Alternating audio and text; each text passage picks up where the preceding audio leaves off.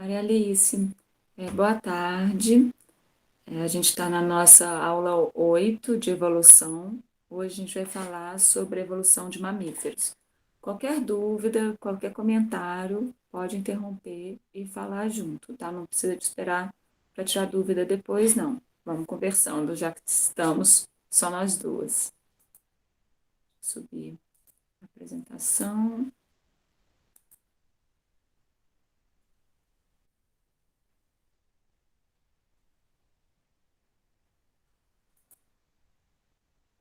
Então, qualquer dúvida, qualquer momento, você pode parar e perguntar, tá bom? Então, a gente vai falar sobre a evolução dos mamíferos, uma aula destinada para o PISM 3, Enem.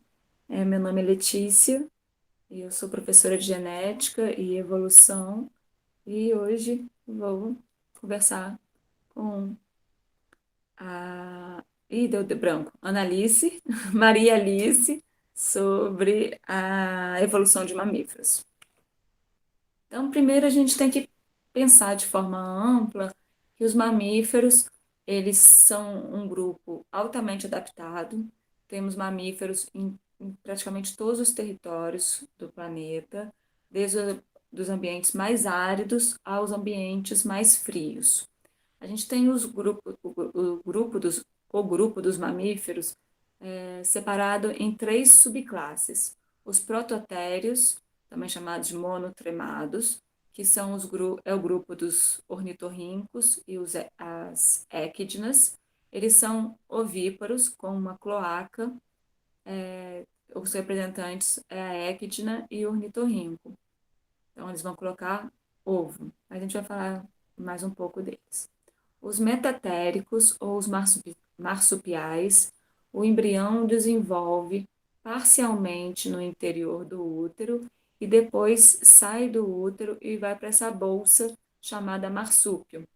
A gente tem clássico, né? A gente logo pensa nos cangurus, lá na Oceania, na Austrália, mas aqui no Brasil também a gente tem os gambás, que também são exemplos de metatéricos.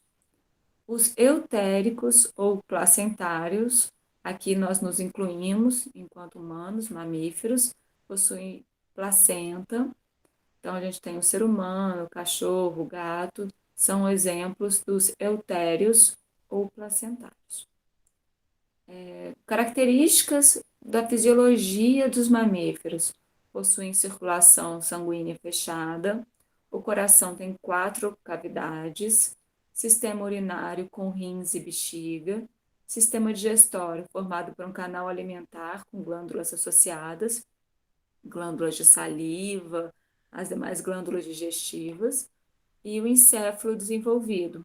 E todos os mamíferos, inclusive os mamíferos aquáticos, vão respirar por pulmões. Então, características que só surgiram, ou que surgiram a primeira vez na história evolutiva, nos mamíferos. Os mamíferos vão possuir glândulas mamárias, que dá o nome ao grupo, glândulas sebáceas também, que dá a lubrificação da pele, né, do tecido epitelial, glândulas sudoríparas, que vai permitir também a perda de calor pela troca de água com o ambiente. Na verdade, a gente sua e o esfriamento da água, do suor na nossa pele, esfria o nosso corpo, né, em contato com o ar. A gente vai ter dentes, agentes mamíferos, dentes diferenciados, então a gente tem os incisivos, os dentes aqui da frente, os caninos e os molares, que são, cada um tem uma função, também vamos falar. Os mamíferos possuem pelos, tem sete vértebras cervicais, então na região do pescoço, independente de ser uma girafa ou um canguru ou um felino, igual está aqui, vão ter sete vértebras no pescoço. Lógico que uma vértebra de uma girafa vai ser bem maior em tamanho do que uma vértebra de um camundongo, mas são as mesmas sete vértebras. E eles são, nós, né, endotérmicos e homeotérmicos. Então, a nossa temperatura é controlada pelo nosso metabolismo, ela é controlada internamente. diferente dos répteis, dos anfíbios e das aves, que depende da temperatura do ambiente externo. Então, esse animal, o sinocodonte, é um mamífero primitivo, né? É um dos primeiros mamíferos que a gente tem registro fóssil e ele viveu no período do Jurássico. Então, ele viveu juntamente com os dinossauros, né? Os grandes répteis.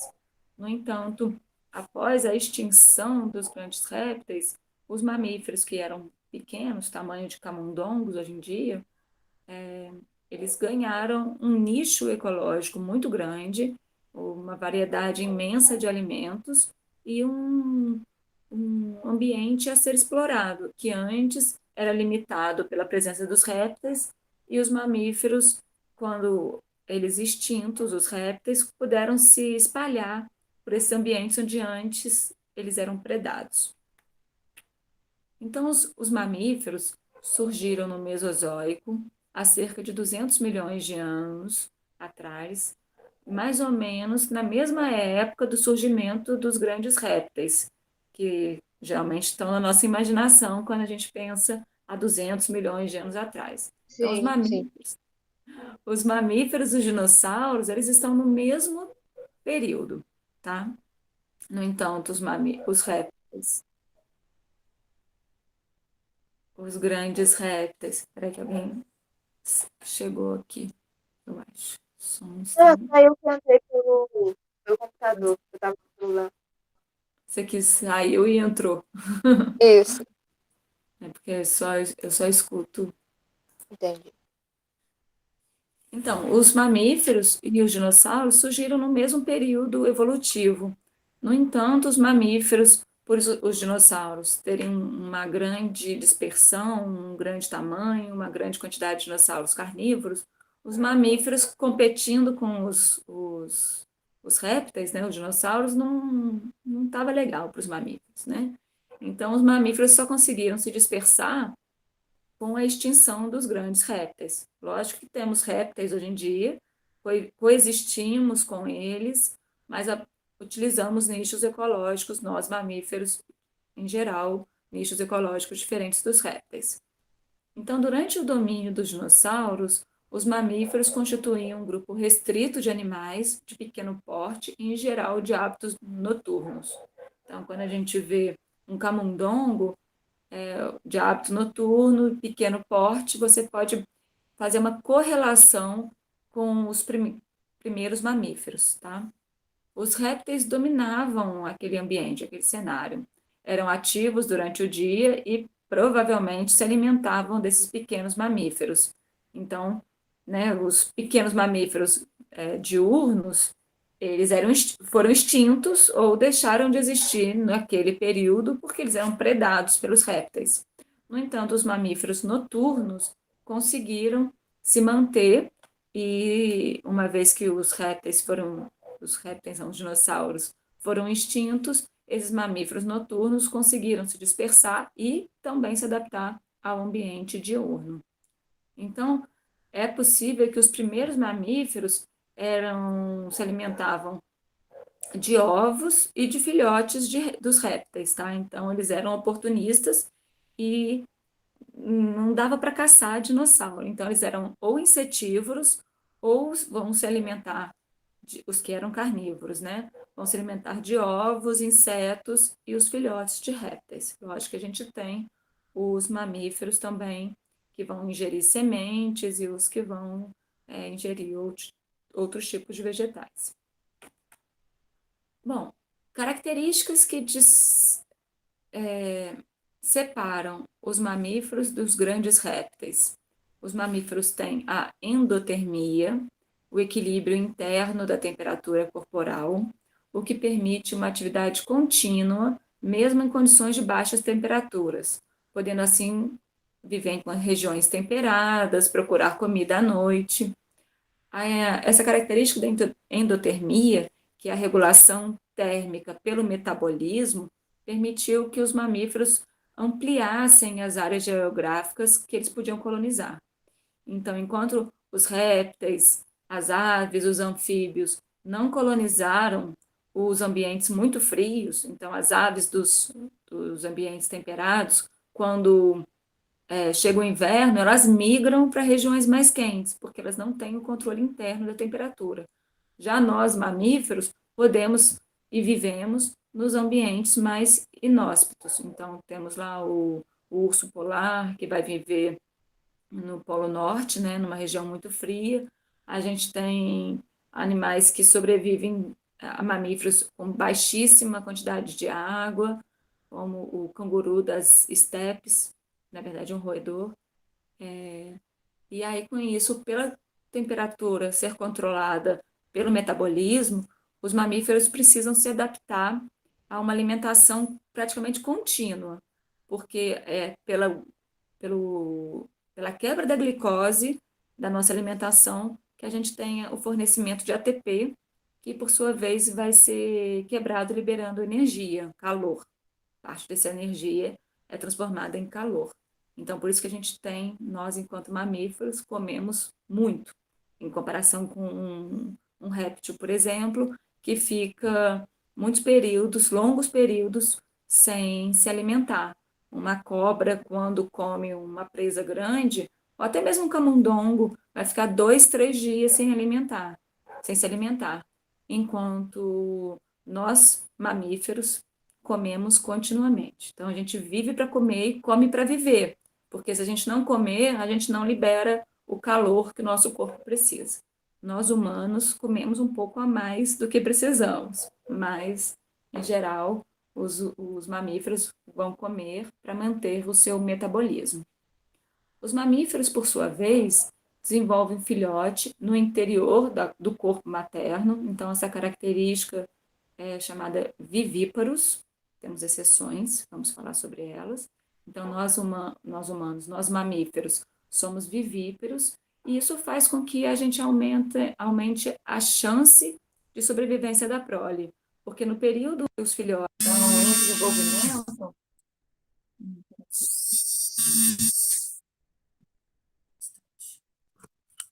período que os filhotes estão em desenvolvimento, que precisam de nutrição e meio de temperatura controlada e um meio líquido, eles estão dentro do corpo materno.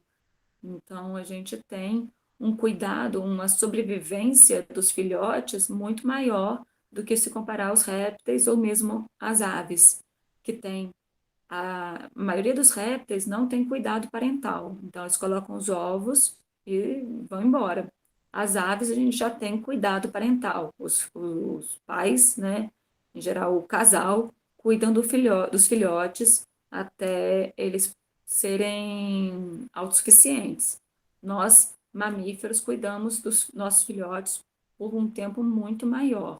Claro que em humanos maior tempo ainda, porque os filhotes de humanos, por conta do desenvolvimento cerebral, eles vão nascer muito sem chance de vida, assim, né? De manter a vida de forma independente.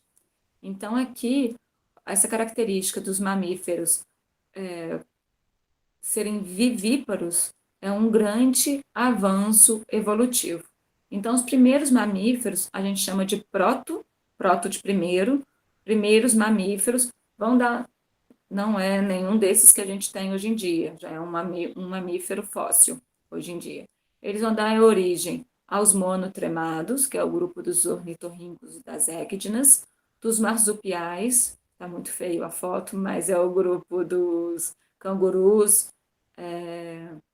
e dos gambás, e os placentários, que, por sua vez, vão surgir dos marsupiais. Então, os placentários somos nós humanos, cachorro, gato, cavalo, todos os outros animais, todos os outros mamíferos que você imaginar, a gente está falando de placentário. Então, quando os mamíferos coexistiam com esses grandes répteis, os dinossauros, não estava legal, era ruim para nós.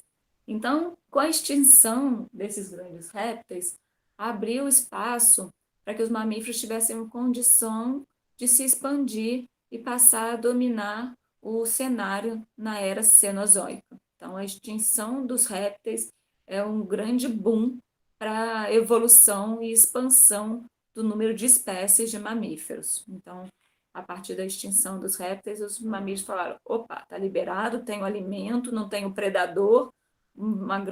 Eles começaram a se adaptar, a se dispersar e se adaptar e evoluir nos diferentes nichos, em diferentes locais, dando origem, por especiação, à variedade imensa de mamíferos que a gente tem hoje. No período Cretáceo, surgiram dois grupos que se tornaram ancestrais dos diversos grupos de mamíferos, tá? Então, a gente tem que pensar também na migração das placas tectônicas, que o surgimento dos mamíferos vai ser aqui no Jurássico, mais ou menos 200 milhões de anos atrás, no período Mesozoico, quando a gente tem ainda os continentes unidos num grande continente. A partir do Cretáceo inferior, mais ou menos há 100 milhões de anos atrás, os continentes, né, vão se separando.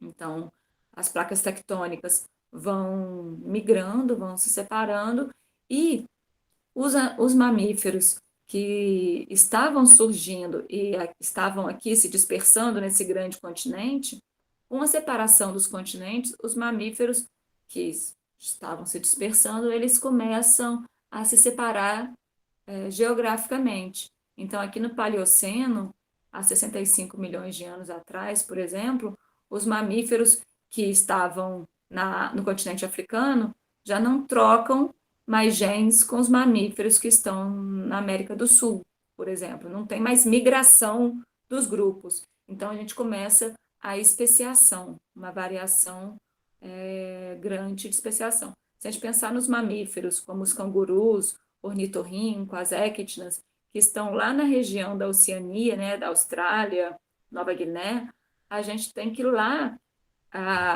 essa separação dos continentes foi ainda anterior, porque esse ornitorrinco, por exemplo, só vai existir lá. Não tem mais nenhum mamífero monotremado nos outros continentes, tá? Ou foram extintos, ou os únicos que sobreviveram foram os que estão lá na Oceania. Então, o grupo dos mamíferos, a gente vai ter três grupos. Os monotremados, o primeiro desses grupos, é representado hoje em dia, né, ainda vivo, o ornitorrinco e a équidna. Todos esses daí são ornitorrincos, mas o próximo tem uma équidna. É um Ai, que ramo, bonitinho. não é bonitinho? Sou doida Muito para bom. ver. Tem uma conhecida minha que foi fazer o doutorado dela na Austrália, e a primeira coisa que ela me mandou foi a foto dela Quanto bicho segurando. bonitinho, né, que ela deve ter visto. Lá tem uns bichos muito loucos na É, Austrália. tem. Lá é muito doido. Mas se pensar que tem crocodilo na praia, já me desanima. Eu vi sair de casa, eu morro de medo. Muita aranha, muito bicho estranho. Umas cobras venenosíssimas. Hum. Mas se o pessoal está lá e está evoluindo e está se mantendo, é porque é possível. É possível sobreviver. Pode ir organizar para você estudar inglês, por exemplo, na Austrália, já que você quer para o lado de letras, vai aprender o É, curso de é bom lá, que eu uno o útil ao agradável. com certeza.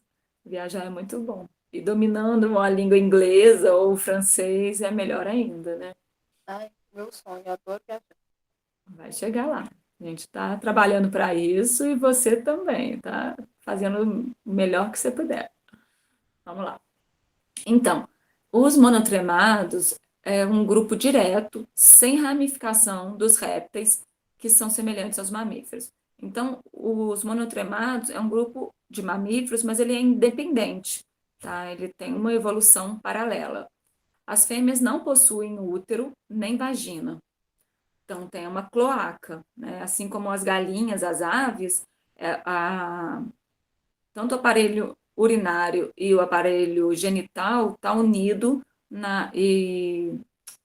genital, urinário e também o excretor estão unidos nessa cloaca, tá? Então ela vai colocar os ovos e vai as fezes e a urina no mesmo lugar. Então, também não vai produzir, os filhotes se desenvolvem no interior de ovos, como os répteis e as aves, e eles não têm o bico, o mamilo das glândulas mamárias. O leite vai escorrer pelo abdômen e o filhote vai lamber o leite nos pelos, no abdômen. Então, é um animal, é um, é um primeiro mamífero, é um mamífero muito primordial mesmo, muito inicial. Você vê que ele tem ainda um bico semelhante a uma ave, essa característica de colocar ovo semelhante à ave, e tem as características de mamífero, pelo e produção de leite nas glândulas mamárias. No entanto, nascem dos ovos. Tá? É um animal ainda ali, é um mamífero que ainda tem algumas características de aves. Já o grupo dos marsupiais, as fêmeas possuem útero e a vagina é dupla e não forma placenta durante a gestação. Então, ela tem realmente duas vaginas, ela vai sair de cada um dos lados, não tem a foto aqui que mostra, mas é uma vagina saindo de cada lado. Então, como a gente tem dois ovários, é como se cada ovário fosse ter um pequeno útero e uma vagina, tá? No nosso corpo, dos a vagina, os ovários vão se converter num útero único, o que não vai acontecer nos marsupiais.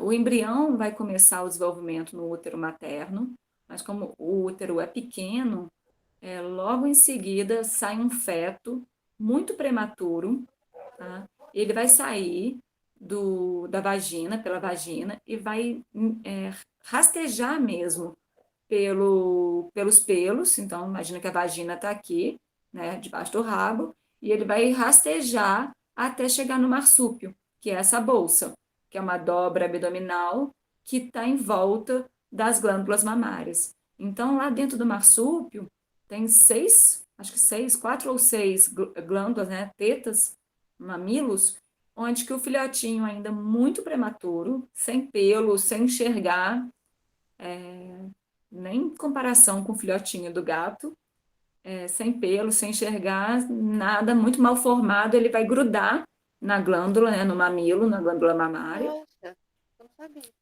e vai ficar ali até ganhar peso e continuar o desenvolvimento dele. Então, ele é um prematuro, diferente do nosso prematuro, do prematuro humano, que já está formado. É um prematuro ainda não formado, totalmente desnutrido, e se ele rasteja até o marsúpio por conta do cheiro, e é lógico que a mãe vai ajudar com a boca, né? Vai lambendo e direcionando o filhotinho para lá, porque ele vai no instinto mesmo, só no cheiro, porque não enxerga nada. Então, lá dentro do mamífero, cada filhote se prende a um mamilo e vai mamando presinho ali até completar o desenvolvimento. Isso a gente vê tanto nas equidinas, não, desculpa, no, nos cangurus, quanto nos gambás, que é o nosso mamífero, o nosso marsupial aqui da América do Sul. Sim. Então, tem gente que morre de medo de gambá, mas às vezes mata, Uma vez confunde. apareceu um terreno do meu pai. Mas A eles gente não fez. mataram. Não, não. A gente deixou ele lá. Eu acho que Porque, ele criou. nessa época de primavera, em geral, são fêmeas procurando comida. E aí a gente vê muito atropelamento.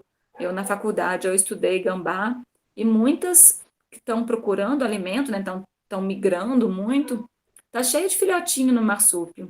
Então, às vezes, a mãe é atropelada, a mãe morre, e quando é atendido, tem filhote vivo. Mas Hum, é muito difícil eles sobreviverem, porque esse daqui, da mão aqui, do, sei lá, veterinário, do pesquisador da pessoa, ele já está bem desenvolvido, porque eles nascem ainda muito prematuros, muito pequenininhos, quando eles vão para o marsúpio.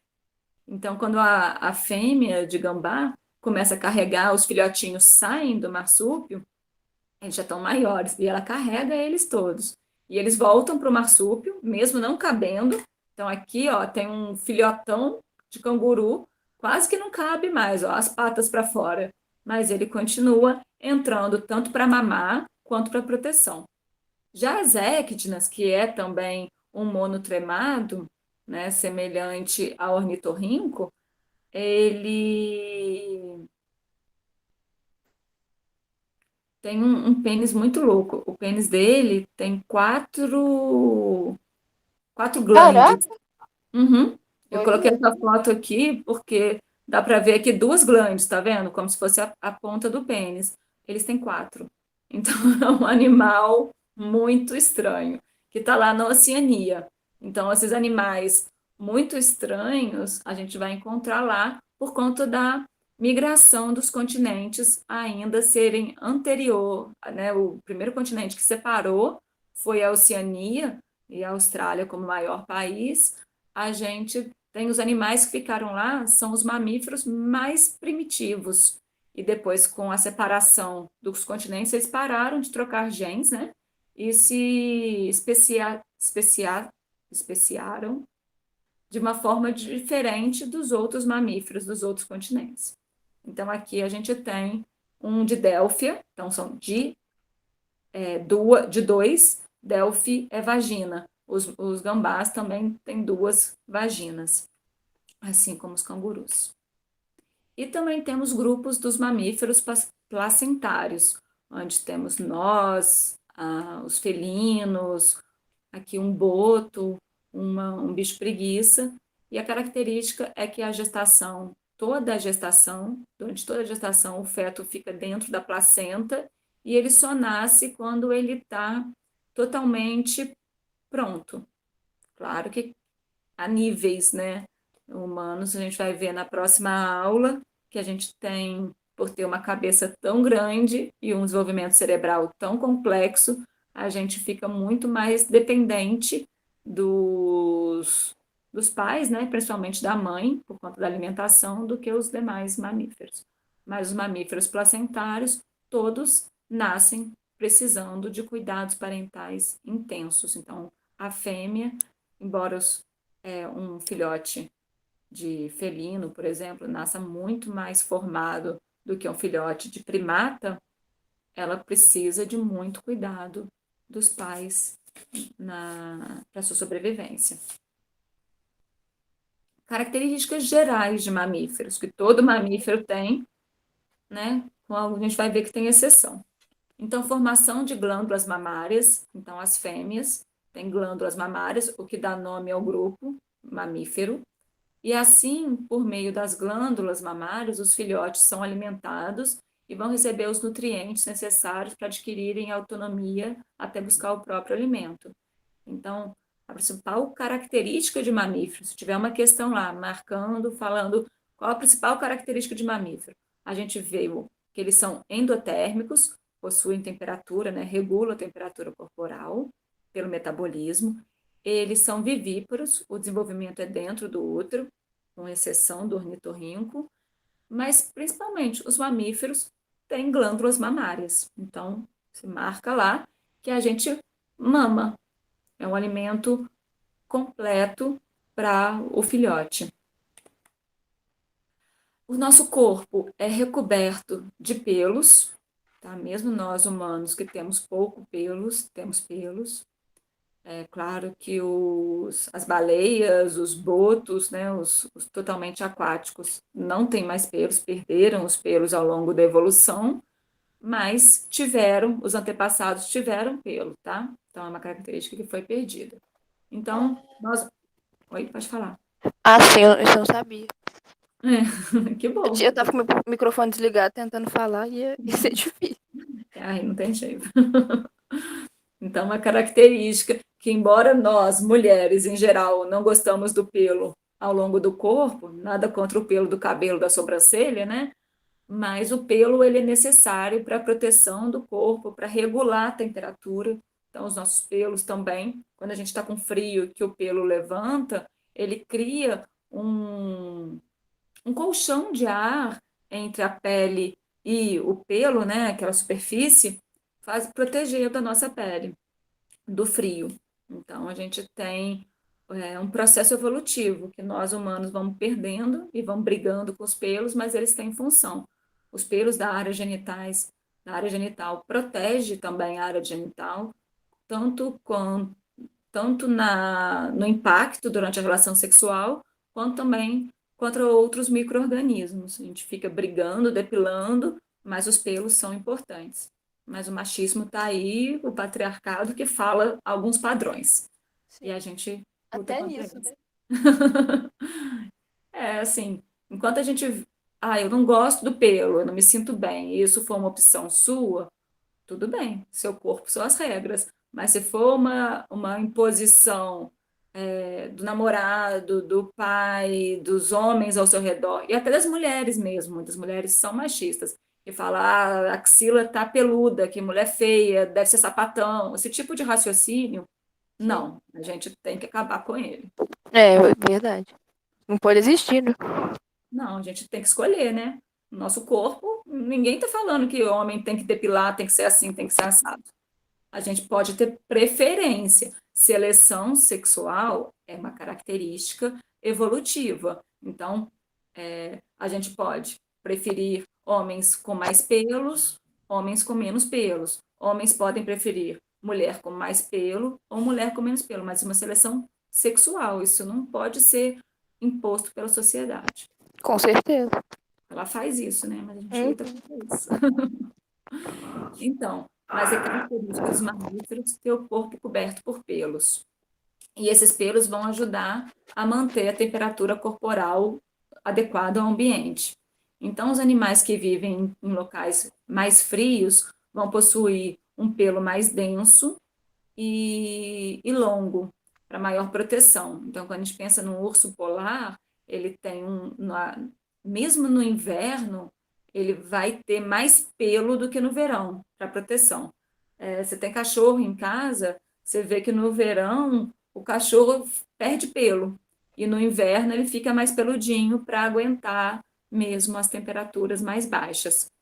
Nós humanos já não percebemos mais isso, mas os nossos antepassados que não usavam roupa, que não usavam outras peles de outros animais para se protegerem, os pelos eram bem-vindos, tá?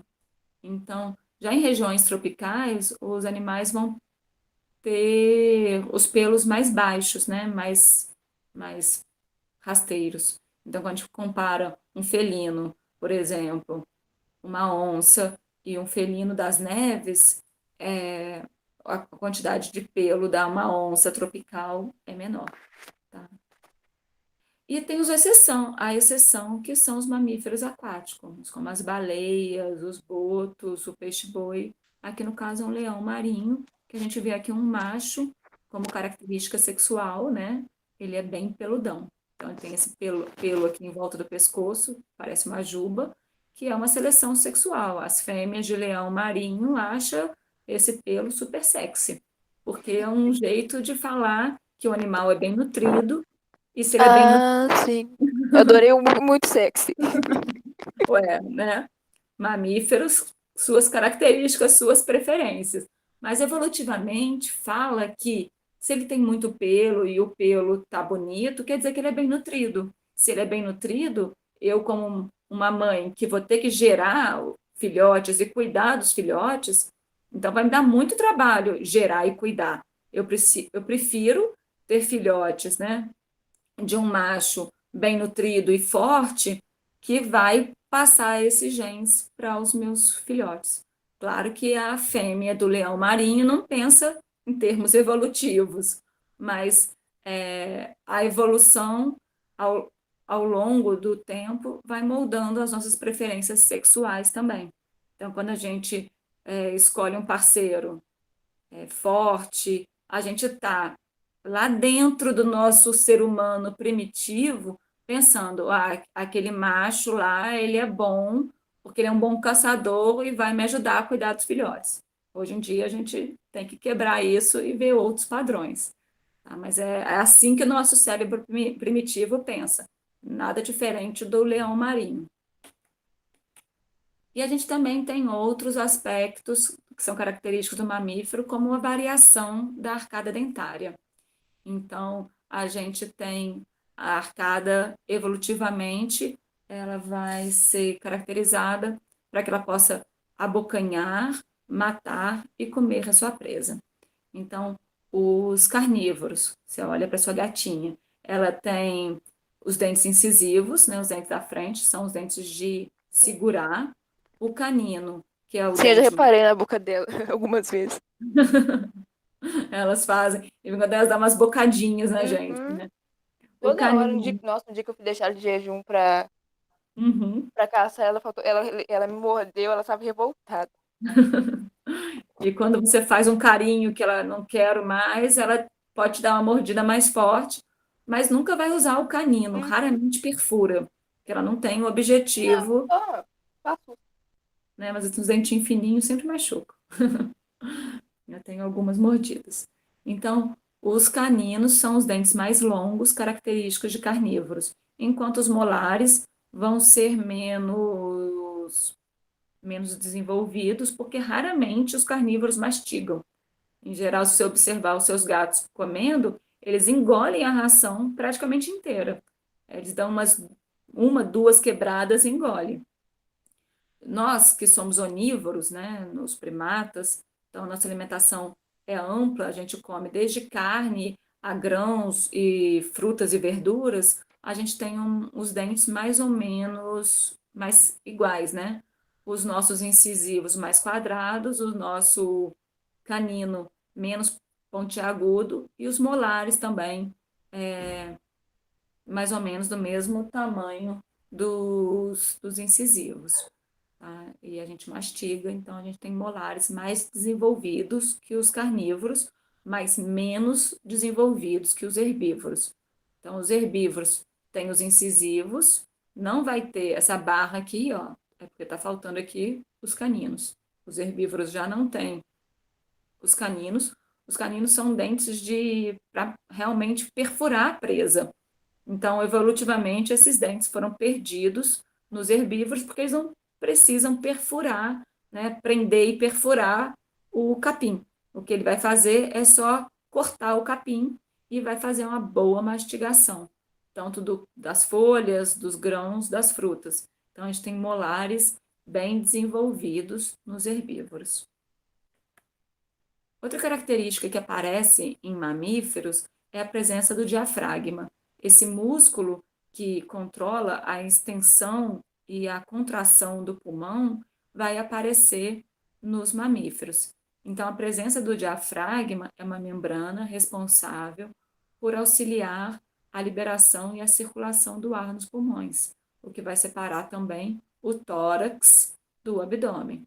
Então, quando a gente está soluçando, é o nosso diafragma que está meio desregulado. Então, é ele que vai fazer a prova semana que vem. Se você começar a ficar muito nervosa, muito preocupada com a prova, ansiosa, faça um exercício respiratório. Respira em 4 segundos, 1, 2, 3, 4, e solta em 6 ou 8. A gente fazendo isso durante 3 ou 4 vezes, a gente diminui aquela inspiração muito curtinha de quando a gente está ansiosa, que a gente parece que só inspira aqui em cima, né? Essa inspiração bem curtinha. E essa inspiração curta aumenta o nosso batimento cardíaco e para o nosso cérebro, aquele cérebro primordial, é fuga. Então, respiração curta, batimento acelerado, quer dizer que eu estou com algum problema, preciso de fugir. E aí libera muita adrenalina. Para quem quer se concentrar, fazer uma prova, a adrenalina não é legal. Então, controla a sua respiração, faz uma respiração longa, controla, inspira devagar, solta mais devagar, você aumenta a oxigenação do seu sangue, diminui o batimento cardíaco, mais oxigênio para o cérebro, mais nutrição também para as suas células cerebrais, porque o oxigênio com a glicose, liberando ATP, liberando energia para você fazer uma excelente prova. Nosso sistema nervoso também, nós mamíferos, também ele é muito desenvolvido em relação aos répteis, aves, anfíbios e peixes. Então, ele é responsável também por essa ampla dispersão dos mamíferos e por vários aspectos da nossa sobrevivência. Por exemplo, é, o cérebro emite sinais complexos para todo o corpo, seja sinais, são os neurotransmissores e são percebidos pelos neuroreceptores. Então, nos vertebrados, independente de ser mamífero ou não, né? Todos os vertebrados, a gente tem um sistema nervoso cérebro-espinhal. Então, o nosso cérebro se liga aos nossos músculos, aos nossos membros, através da coluna vertebral, né? Então, dentro da nossa coluna, circula a medula óssea que vai transmitir os impulsos nervosos do cérebro para os membros. Então, a gente tem um sistema nervoso periférico, nós todos os vertebrados, tá? Independente de ser um sapo ou um golfinho. A gente tem um sistema nervoso periférico e o sistema nervoso central. Então, a gente tem gânglios, é, e músculos, né, por todo o corpo, respondendo aos estímulos do sistema nervoso central. Então, esse sistema nervoso periférico vai ramificar por todas as áreas do corpo. Então, quando você sente o calor, né, encostou na panela quente, sentiu o calor nos dedos, rapidamente você retira a mão. O estímulo do calor que está lá no sistema nervoso periférico é percebido, essa resposta, essa percepção é mandada rapidamente para o sistema nervoso central, que faz com que seus músculos tirem a mão. Você nem pensou tudo isso, mas o seu sistema nervoso já executou. Então, a gente tem um sistema nervoso bastante desenvolvido. E a diferença entre os vertebrados mais simples, como um sapo, e os mamíferos, é que. Que susto! Desculpa, me bateram na minha porta aqui. É que o nosso sistema nervoso, a gente tem um cérebro rugoso. Enquanto um cérebro de um sapo, ele é liso, o cérebro dos mamíferos, ele é rugoso. Ele tem várias voltas. Essas voltas aumentam a superfície cerebral, sem que a gente tenha que expandir tanto a nossa caixa cerebral, né, a craniana, e essas voltas fazem com que a gente tenha mais área em menor espaço. Então, o cérebro dos mamíferos é chamado de girencéfalo, porque é um cérebro com muitas voltas. Então, quando a gente vê aquele cérebro, né, eu não coloquei uma fotinha de um cérebro aqui, a gente vê que ele é cheio de voltas, ondas e rugas, que permitem que o nosso cérebro, que é muito desenvolvido em relação aos outros vertebrados, se aloque, né, fique dentro da caixa craniana.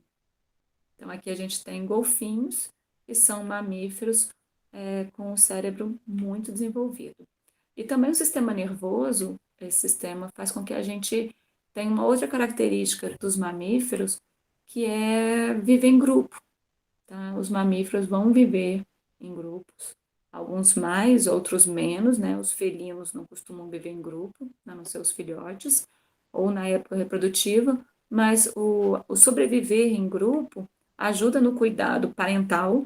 Então, os filhotes são cuidados pelo grupo, mesmo que a mãe ou o pai sejam o responsável, mas o grupo também cuida. E também os laços de afeto, o cuidado que é dividido entre um grupo, aumenta a chance de sobrevivência.